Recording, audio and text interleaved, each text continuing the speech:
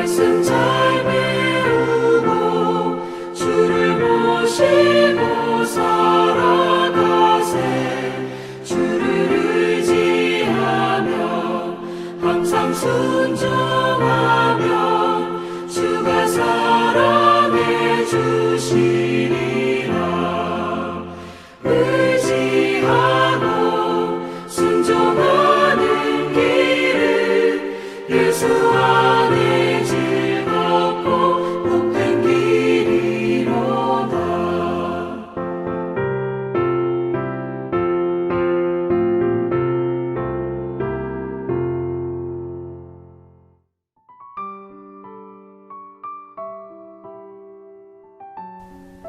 영광을 받으시기에 합당하신 하나님 아버지, 택하신 바다 하나님의 자녀로 삼아 주셔서 저희들을 속회 예배 자리로 불러주시니 감사합니다. 함께 모여 예배드리지 못하고 온라인 예배로 드리니 안타깝지만 그 부족한 부분 주님이 은혜와 사랑으로 채워주실 것을 믿습니다. 삶의 자리에서 세상의 빛과 소금 되어 오직 성령의 충만함으로 땅끝까지 복음을 전해야 될 우리가 사명을 망각하고 헛된 것을 추구하며 살아온 지난 날들을 참회하오니 용서하여 주시고 하나님을 경외하며 주님이 주인 되신 삶으로 축복하여 주시옵소서. 오늘 드려지는 속회 예배를 통해 하나님을 만나고 성령님의 깨우침을 얻어 우리를 축복의 통로로 쓰임받게 하여 주셔서 안 믿는 이웃에게도 전파되게 하여 주시옵소서.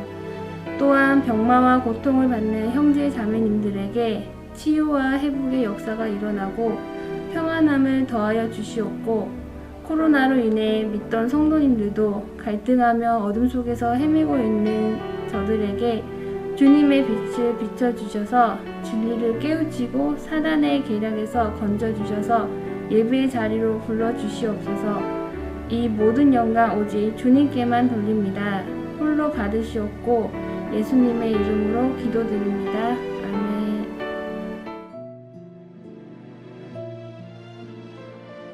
누가복음 18장 18절에서 30절 말씀. 어떤 관리가 물어 이르되 선한 선생님이여 내가 무엇을 하여야 영생을 얻으리이까? 예수께서 이르시되 내가 어찌하여 나를 선하다 일컫느냐? 하나님 한 분 외에는 선한 이가 없느니라. 내가 계명을 하나니 간음하지 말라, 살인하지 말라, 도둑질하지 말라, 거짓 증언하지 말라, 내 부모를 공경하라 하였느니라. 여짜오되 이것은 내가 어려서부터 다 지켰나이다. 예수께서 이 말을 들으시고 이르시되 내게 아직도 한 가지 부족한 것이 있으니 내게 있는 것을 다 팔아 가난한 자들에게 나눠주라. 그리하면 하늘에서 내게 보화가 있으리라. 그리고 와서 나를 따르라 하시니 그 사람이 큰 부자이므로 이 말씀을 듣고 심히 근심하더라. 예수께서 그를 보시고 이르시되 재물이 있는 자는 하나님의 나라에 들어가기가 얼마나 어려운지. 낙타가 바늘기로 들어가는 것이 부자가 하나님의 나라에 들어가는 것보다 쉬우니라 하시니 듣는 자들이 이르되 그런즉 누가 구원을 얻을 수 있나이까? 이르시되 무릇 사람이 할 수 없는 것을 하나님은 하실 수 있느니라. 베드로가 여짜오되 보옵소서 우리가 우리의 것을 다 버리고 주를 따랐나이다. 이르시되 내가 진실로 너희에게 이르노니 하나님의 나라를 위하여 집이나 아내나 형제나 부모나 자녀를 버린 자는 현세의 여러 배를 받고 내세의 영생을 받지 못할 자가 없느니라 하시니라. 아멘. 할렐루야. 오늘 25과 6월 18일 제자의 삶을 살아야 합니다 라고 하는 제목으로 여러분들과 함께 속회 공과를 나누도록 하겠습니다. 오늘 말씀의 본문은 누가복음 18장 18절에서 30절의 말씀입니다. 이 말씀의 내용을 보면은 하루는 한 관리, 성경에는 한 관리라고 나와 있는데 부자 청년이었습니다. 이 한 관리가 예수님께 영생을 얻는 방법에 대해서 물어봅니다. 예수님은 그에게 영생을 얻으려면 어떻게 해야 하는지 알려주셨습니다. 아주 자세히 알려주셨습니다. 그러나 그 질문을 한 부자 청년은 예수님의 대답을 듣는 순간 심히 근심했다라고 성경에 나와 있습니다. 그 이유는 자기의 소유를 다 팔아야 했기 때문입니다. 오늘 본문 말씀은 영생의 방법을 이야기하는 듯 하지만 사실은 예수님을 따르는 제자의 삶에 대해서 말씀을 하고 있는 것입니다. 우리 성도님들도 예수님을 따르시는 제자들이십니다. 교회 안에서도 제자의 모습이 있으시고 또 여러분들의 일터 안에서도 가정 안에서도 제자의 모습들이 있는 것입니다. 그래서 오늘 본문을 같이 나누시면서 과연 제자의 삶을 살아가려면 어떻게 해야 되는지 예수님께 나와서 질문했던 부자 청년의 마음처럼, 그러나 그 부자 청년은 돌아갔지만 우리는 그렇게 실패하지 마시고 예수님을 따라가는 진정한 제자의 삶을 사실 수 있는 여러분들 되시길 바랍니다. 첫 번째로 하나님을 온전히 믿는 믿음을 가져야 제자로서의 삶을 살 수가 있습니다. 오늘 본문 19절과 20절의 말씀인데 제가 읽어드리겠습니다. 예수께서 이르시되 내가 어찌하여 나를 선하다 일컫느냐? 하나님 한 분 외에는 선한 이가 없느니라. 내가 계명을 안 하니 간음하지 말라, 살인하지 말라, 도둑질하지 말라, 거짓 증언하지 말라, 내 부모를 공경하라 하였느니라. 아멘. 관리는 영생을 얻기 위하여 무엇을 해야 하는 줄로 알았습니다.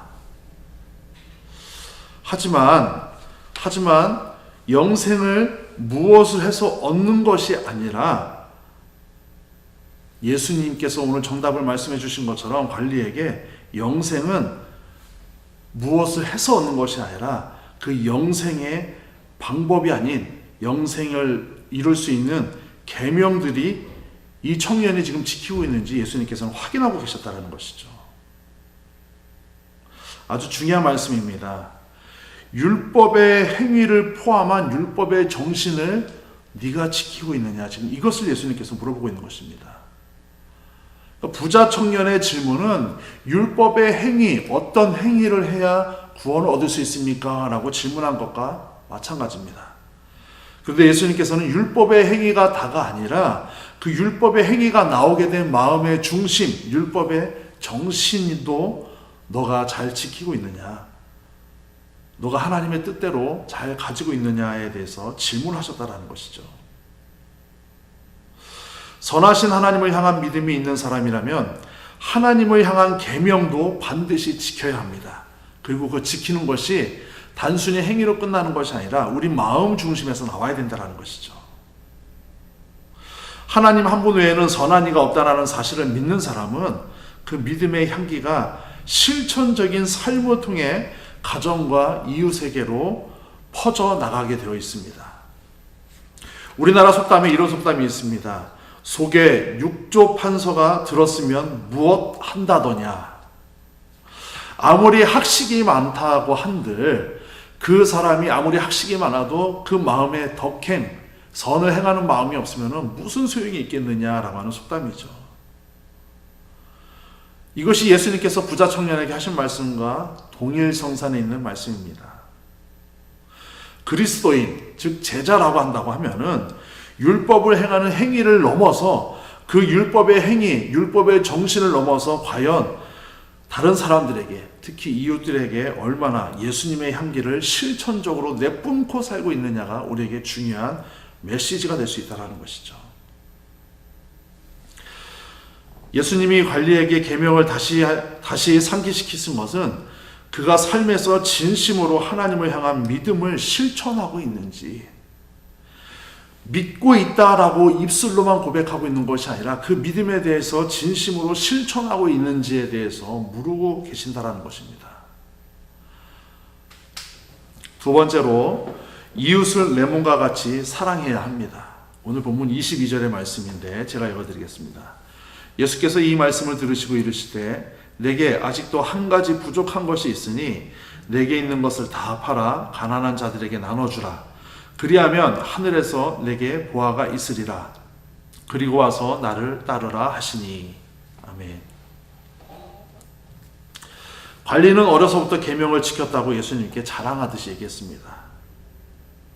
그런데 예수님께서는 이 자랑하는 관리에게 네가 아직 한 가지 부족한 것이 있는데 너가 가진 모든 것을 다 팔아서 가난한 사람들에게 나눠주라 라고 말씀하셨습니다. 예수님이 말씀하신 이웃사랑은 하나님을 사랑하는 것만큼 중요한 것입니다. 하나님만 사랑하면서 이웃을 사랑하지 않는다? 이것은 이율배반적이고 전혀 믿음 있는 제자의 모습이 아니라는 것이죠. 하나님을 진심으로 사랑하는 사람들은 자연스럽게 그것이 몸에 밴 사람들은 이웃도 사랑할 수밖에 없습니다. 오늘 이 누가복음 18장의 말씀이 끝나고 누가복음 19장으로 넘어가게 되면 누구의 이야기가 나오냐? 바로 여러분들이 잘 아는 삭개오의 이야기가 나옵니다. 성경은 참으로 재밌고 또 성경은 참으로도 오묘한 것이 오늘 18장에서 부자 청년, 관리라고 하죠. 이 부자 청년은 예수님 앞에 영생을 얻기 원했고 또 그 영생을 얻기 위해서 무엇을 해야 될지에 대한 진지한 고민이 있었습니다.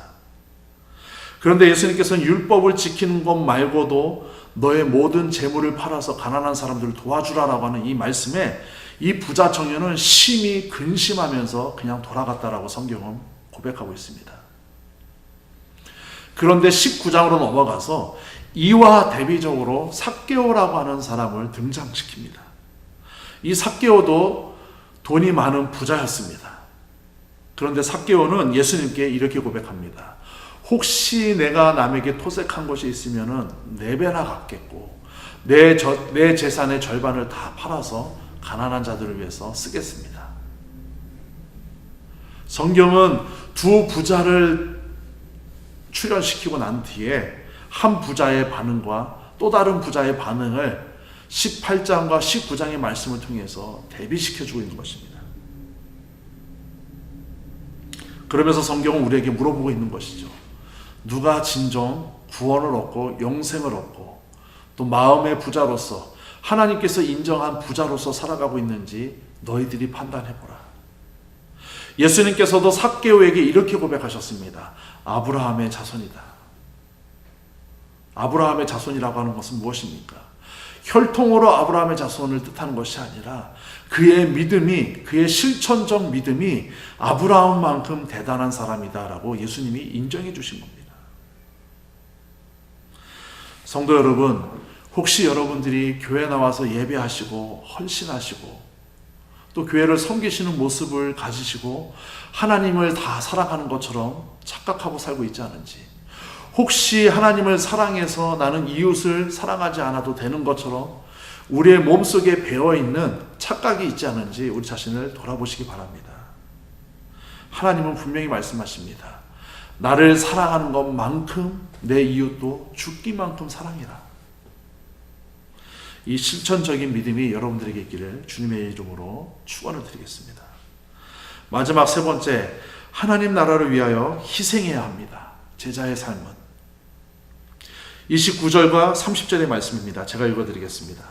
이르시되 내가 진실로 너희에게 이르노니 하나님의 나라를 위하여 집이나 아내나 형제나 부모나 자녀를 버린 자는 현세에 여러 배를 받고 내세에 영생을 받지 못할 자가 없느니라 하시니라. 아멘.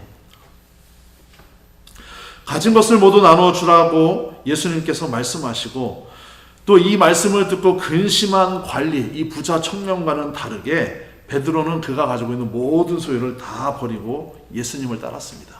28절의 말씀에 나와 있죠. 베드로가 여짜오되 보옵소서 우리가 우리의 것을 다 버리고 주를 따랐나이다. 예수님은 희생한 제자들에게 세상에서는 여러 갑절의 복을 받고 이제 영원한 생명까지 덤으로 받게 될 것이다 라고 축복의 말씀을 해주셨습니다. 여러분, 부르심에 응답하는 제자는 모든 것을 버리고 예수님을 따릅니다.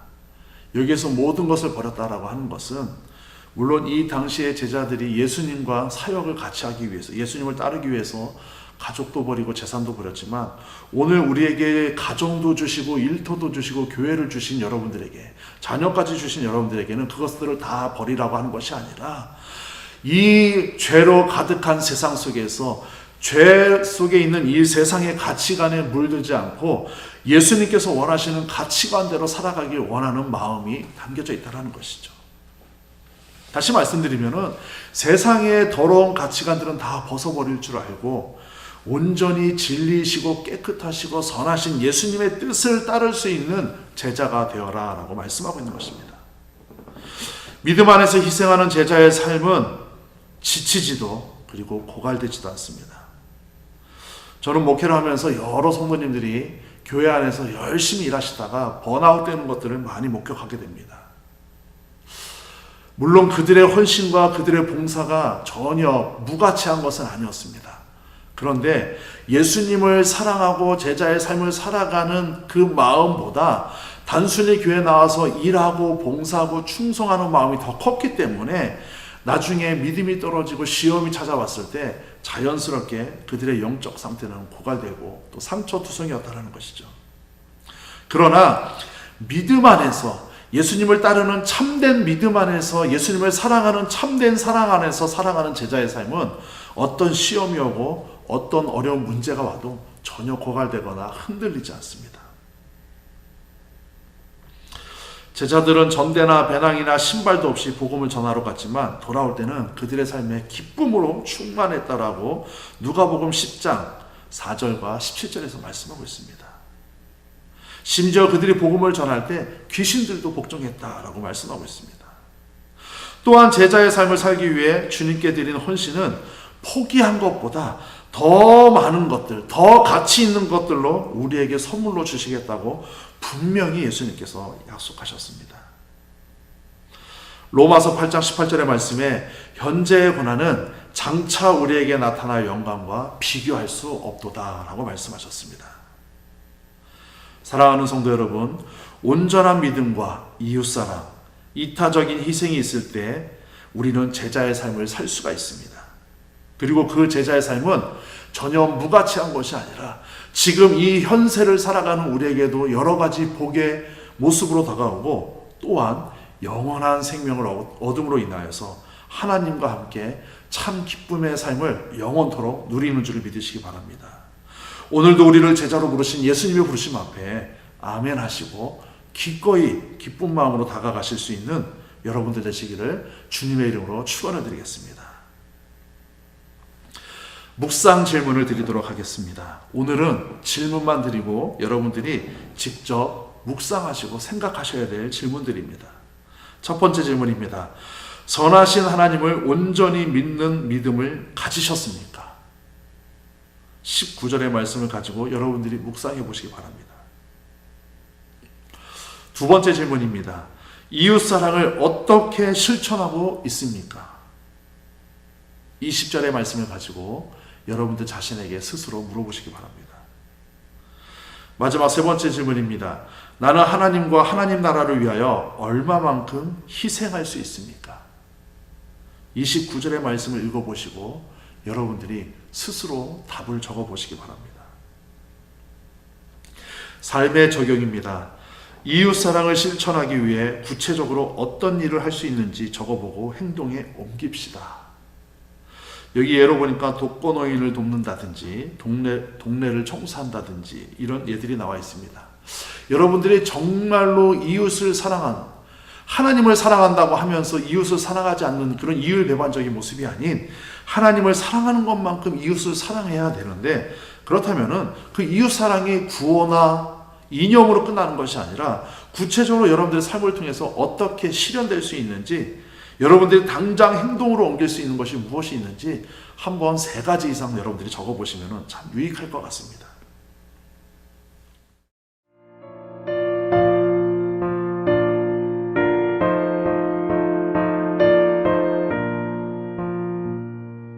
주님의 마음을 못 받는 자, 그 맘에 평강이 찾아오면 험악한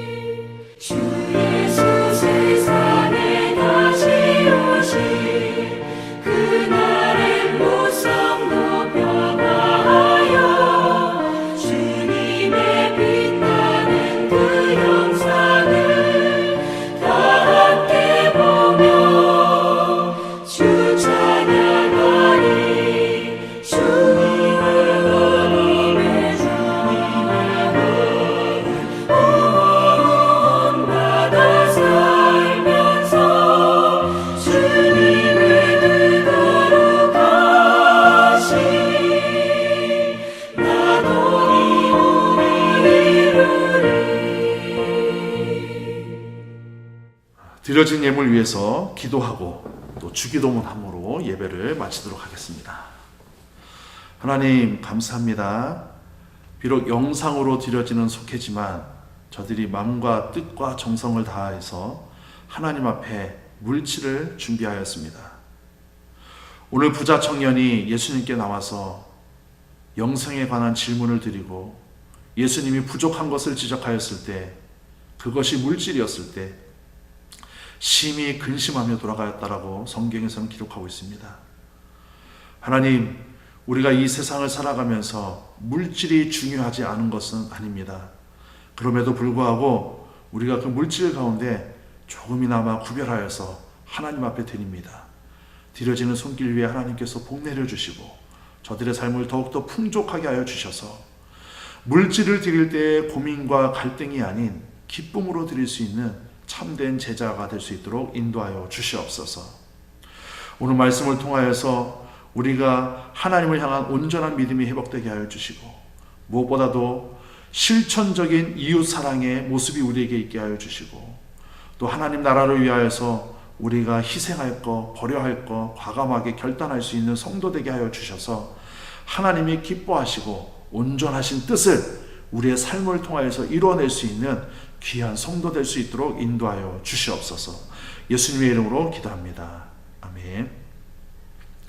하늘에 계신 우리 아버지여, 이름이 거룩히 여김을 받으시오며 나라의 임하옵시며 뜻이 하늘에서 이루어진 것 같이 땅에서도 이루어지리이다. 오늘날 우리에게 일용할 양식을 주옵시고 우리가 우리에게 죄 지은 자를 사하여 준 것 같이 우리의 죄를 사하여 주옵시고 우리를 시험에 들게 하지 마옵시고 다만 악에서 구하옵소서. 대개 나라와 권세와 영광이 아버지께 영원히 있사옵나이다. 아멘.